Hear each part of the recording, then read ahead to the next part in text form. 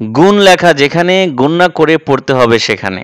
সুতরাং আপনি যখন পড়তে গিয়ে দেখবেন কোনো শব্দের উপরে গুণ লেখা আছে, সুতরাং সেখানে অবশ্যই আপনাকে গুণনা করতে হবে।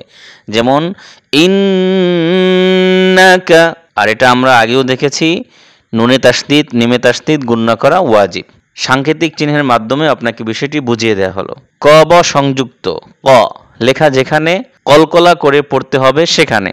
যেমন দেখুন কিবলাতাক, এখানে বা এর উপরে জজম, সেই কারণে আমরা এখানে কলকলা করছি, কিন্তু আপনাকে বোঝার জন্য এর উপরে আবার ক ব সংযুক্ত লিখে দেওয়া হয়েছে, যেটা কলকলা এর সংক্ষিপ্ত রূপ। তালব্যস্য লেখা যেখানে শীষ দিয়ে পড়তে হবে সেখানে।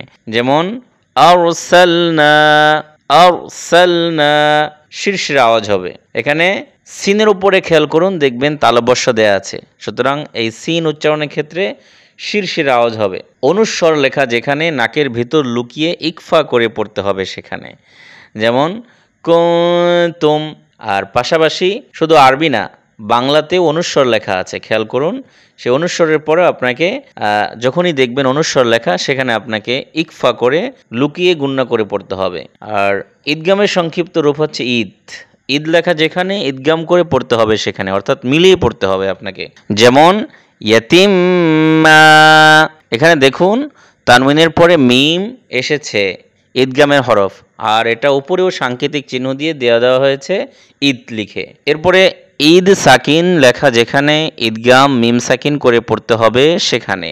ইউআল্লিমুকুম, এখানে মিম সাকিনের পরে মিম এসেছে, সুতরাং এখানে ঈদগামে মিম সাকিন হবে, যা উপরেও সাংকেতিক চিহ্নের মাধ্যমে দেখিয়ে দেওয়া হয়েছে ঈদ সাকিন লিখে। এরপরে আসুন ইক সাকিন লেখা যেখানে ইকফা মিম সাকিন করে পড়তে হবে সেখানে। যেমন আররাদতুম বিহ, আররাদতুম বিহ, এখানে হচ্ছে ইকফা মিম সাকিন।